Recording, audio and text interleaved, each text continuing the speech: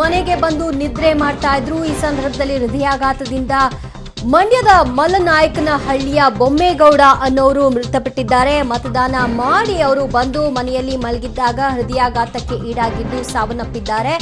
ಬೊಮ್ಮೇಗೌಡ ನಿವಾಸಕ್ಕೆ ಮಂಡ್ಯ ಅಭ್ಯರ್ಥಿ ನಿಖಿಲ್ ಕುಮಾರಸ್ವಾಮಿ ಭೇಟಿ ಕೊಟ್ಟು ಕುಟುಂಬಸ್ಥರಿಗೆ ಸಾಂತ್ವನವನ್ನ ಹೇಳಿದ್ದಾರೆ. ಮತದಾನ ಮಾಡಿ ನಂತರ ಮನೆಗೆ ಬಂದಂತಹ ಮಂಡ್ಯದ ಮಲ್ಲನಾಯಕನಹಳ್ಳಿಯ ಬೊಮ್ಮೇಗೌಡ ಅವರು ಹೃದಯಾಘಾತಕ್ಕೆ ಈಡಾಗಿ ಸಾವನ್ನಪ್ಪಿದ್ದಾರೆ. ನೋಡ್ತಾ ಇದ್ರಿ ಭಾವಚಿತ್ರದಲ್ಲಿ ಬೊಮ್ಮೇಗೌಡ ಅವರ ಭಾವಚಿತ್ರ. ಅವರ ಕುಟುಂಬಸ್ಥರಿಗೆ ನಿಖಿಲ್ ಕುಮಾರಸ್ವಾಮಿ ಸಾಂತ್ವನವನ್ನ ಹೇಳಲಾಗ್ತಾ ಇದೆ ಮತ್ತು ಆ ಸ್ಥಳಕ್ಕೆ ಅವರು ಹೋಗಿದ್ದಾರೆ. ಏನಾಯಿತು ಎತ್ತ ಅನ್ನುವಂಥ ಎಲ್ಲ ಮಾಹಿತಿಯನ್ನು ಪಡೆದುಕೊಂಡ್ರು. ವೋಟ್ ಹಾಕಿ ಮನೆಗೆ ಬಂದು ಮಲಗಿದ್ದಾರಷ್ಟೇ, ಆದರೆ ಹೃದಯಾಘಾತಕ್ಕೆ ಈಡಾದರು ಅನ್ನುವಂಥ ಮಾಹಿತಿಯನ್ನು ನಿಖಿಲ್ ಕುಮಾರಸ್ವಾಮಿ ಅವರಿಗೆ ಅವರ ಸಂಬಂಧಿಕರು ಕೊಡ್ತಾ ಇದ್ದಾರೆ. ಸೊ ಅವರ ಮೃತ ದೇಹದ ಮುಂದೆ ನಿಖಿಲ್ ಕುಮಾರಸ್ವಾಮಿ ಭಾವುಕರಾಗಿ ನಿಂತಿರುವಂತಹ ದೃಶ್ಯವನ್ನು ನೀವು ನೋಡ್ತಾ ಇದ್ರಿ.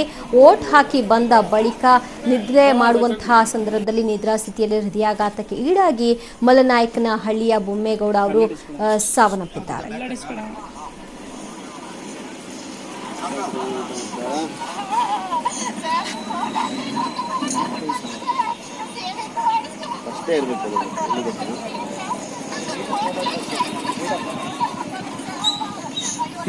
ಇವಾಗ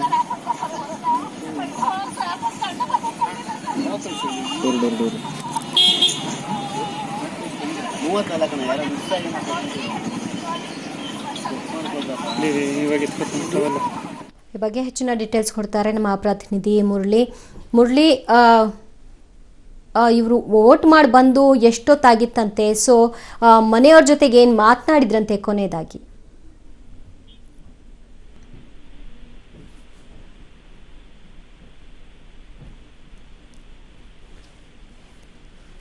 ಓಕೆ, ನನ್ನ ಪ್ರತಿನಿಧಿ ಮುರಳಿ, ಧ್ವನಿ ಕೇಳಿಸ್ತಾ ಇದೆಯಾ ನಿಮಗೆ?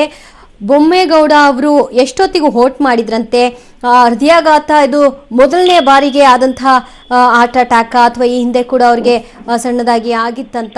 ಆ ಬಗ್ಗೆ ಏನು ಹೇಳ್ತಾರೆ ಕುಟುಂಬಸ್ಥರು? ಇನ್ನು ನಿಖಿಲ್ ಕೂಡ ಕುಟುಂಬಸ್ಥರನ್ನ ಸಾಂತ್ವನ ಹೇಳುವಂತಹ ಕೆಲಸವನ್ನ ಮಾಡಿದ್ರು ಈ ಸಂದರ್ಭದಲ್ಲಿ. ಖಂಡಿತವಾಗಿಯೂ ದಿವ್ಯಾ, ಇವತ್ತು ಸರಿಸುಮಾರು ಬೆಳಗ್ಗೆ 7:30 ಸಂದರ್ಭದಲ್ಲೇ ಬೊಮ್ಮೇಗೌಡ ಅವರು ಏನು ಮತವನ್ನ ಚಲಾಯಿಸ್ತಾರೆ. ಮತವನ್ನ ಚಲಾಯಿಸಿ ಬಂದು ಮನೆಯಲ್ಲಿ ಮಾಮೂಲಿ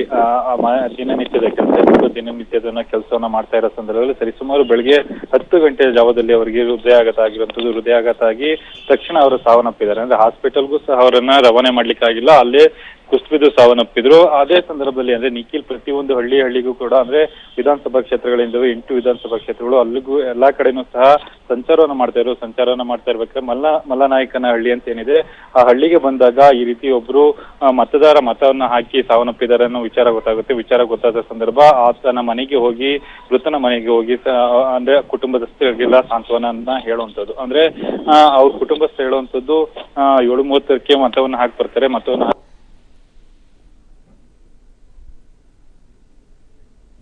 ಓಕೆ, ಥ್ಯಾಂಕ್ ಯು ಮುರಳಿ ನಿಮ್ಮೆಲ್ಲ ಮಾಹಿತಿಗೆ.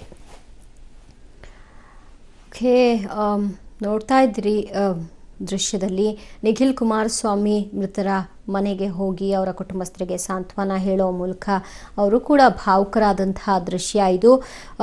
ಮಲ್ಲನಾಯಕನಹಳ್ಳಿಯ ಬೊಮ್ಮೇಗೌಡ ಅವರು ಮತದಾನವನ್ನು ಮಾಡಿ ಬಂದು ಮನೆಯಲ್ಲಿ ವಿಶ್ರಾಂತಿ ತೆಗೆದುಕೊಳ್ತಾ ಇರ್ತಾರೆ. ಏಕಾಏಕಿ ಅವರಿಗೆ ಹೃದಯಾಘಾತ ಆಗಿ ಅವರು ಮನೆಯಲ್ಲೇ ಹಸುನೀಗ್ತಾರೆ.